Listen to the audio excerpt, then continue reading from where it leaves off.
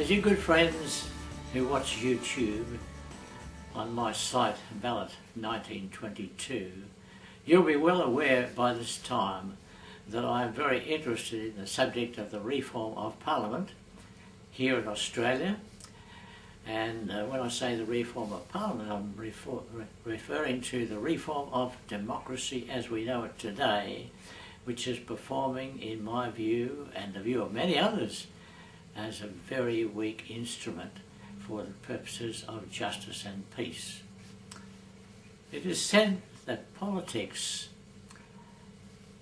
is good, but the war is the failure of politics, and I'm afraid politics is proving a disaster in our world today. Wars create dead people and they don't vote anymore. So we have a very, very heavy problem to resolve, and I don't know who else is doing it, but I've got a lot of friends who are interested, and we are trying to do something in Australia about it. The first thing I want to talk about is the question of leadership. You know, the people very often say to me, but we need strong leaders. That's what politics is all about. And someone said, you cannot have democracy without strong leaders, without party politics. And yet I maintain, and I think I'm right, party politics is the essence of our problem. Now, talking about this question of leadership, what is it? You know, when someone invents something, they are a leader. In all sorts of circumstances of life, we need leaders. And a good example of leadership is what happened when we were in the middle of World War II, and we were going badly for 2 or 3 months. A certain gentleman was the Prime Minister in Whitehall, and things were not going well. The place was in confusion. Somewhere on the sidelines there was a man who was a real leader, and he was not able to do anything about it because all he could say was, we should be doing this and we should be doing that, but he was not in the government because the government was a party government. Parliament was ruled by someone else. Eventually, that someone else decided it was time to give up, and in the manner which exists in England, the King approached Sir Winston Churchill to form a new government. That night, Winston Churchill went to sleep, as he says, with a profound sense of relief. At last he was able to deal with the problem in a manner that only he could. And so he rallied the nation with a coalition government, no party politics. And he gave us the definition of the need to meet the challenge with blood, sweat and tears.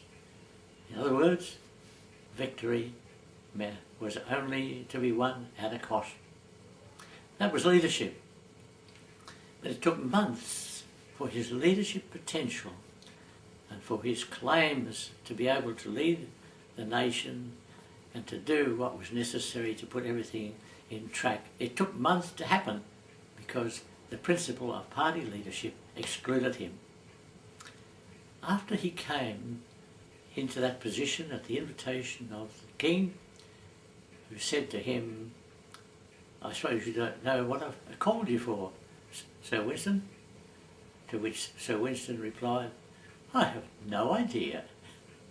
But he was there to form a government.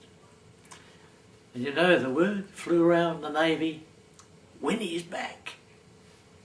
Can you imagine the boost in morale that occurred when a real leader was able to come to the fore and not be hindered by the political system? The political system is our big hindrance today. What have we got? Virtually we have a lame duck presidency in the United States. Confusion reigns. The president is no longer trusted to be the great leader. than everyone thought he would be. And this is typical confusion, frustration and danger of the party system. Now,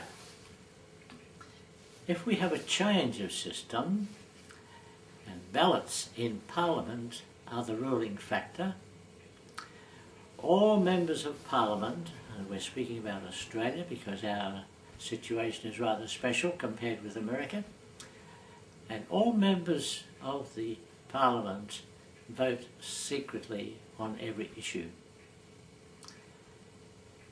In that case, I would say the Constitution would provide, say, we will not go to war, we will not send our troops overseas, without a percentage vote, maybe 80%, maybe 90%. If that sort of thing had applied in America, we would have no war in Iraq at present. So that is the nature of our claim that we need a reform of democracy, so that the government of the nation is by Parliament, not by a party leader and his close friends and associates. Furthermore, with the changes that we're advocating in Parliament, that every decision is made by ballot, every member of the Parliament will be free to express his opinion freely on any subject and to be a leader on any fresh subject, so that every need for fresh leadership will be possible without any hindrance by a member who has the forethought and the knowledge, expertise and the drive and the passion to bring it forward. And because all of the members will be free to vote according to the persuasion that they receive from him, that means that he can be confident at any time that a very good cause can get a very good reception. This will result in very speedy decision making when required. However, if decisions are going to be controversial, those decisions will not be immediately voted in, of course, but they will be deferred for further consideration. And decisions which are, should say, an issue which is plainly not admissible and should not be approved, will be instantly rejected. Now remember one thing, and we'll be talking about that in a moment, the question of the relationship between each member and the constituents of their electorates. And this will all come into a kind of connection with this question of leadership. We'll discuss that in a moment in a new video. So thank you very much for listening, watching, and see you in a moment. Bye.